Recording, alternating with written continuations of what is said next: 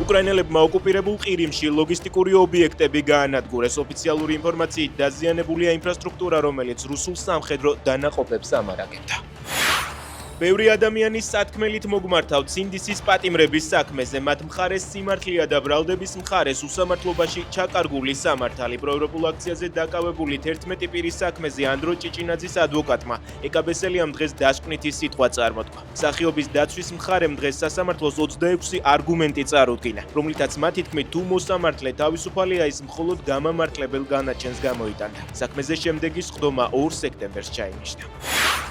ავსტრალია ირანის ელჩს აძევებს. ქვეყნის სადაზვერვო სააგენტომ დაადგინა, რომ ავსტრალიის ტერიტორიაზე ანტისემიტური თავდასხმების უკან ირანი იდგა. ელჩს და დიპლომატიურ პერსონალს ქვეყნის დასატოვებლად 7 დღე მიეცათ. საკონსულო თანამდებობების პირების უსაფრთხოების გამო ავსტრალიამ ირანში საკუთარი საელჩოს საქმიანობა შეწყვიტა. იქ მყოფ ავსტრალიელებს კი ქვეყნის დაუყოვნებლივ დატოვებისკენ მოუწოდა.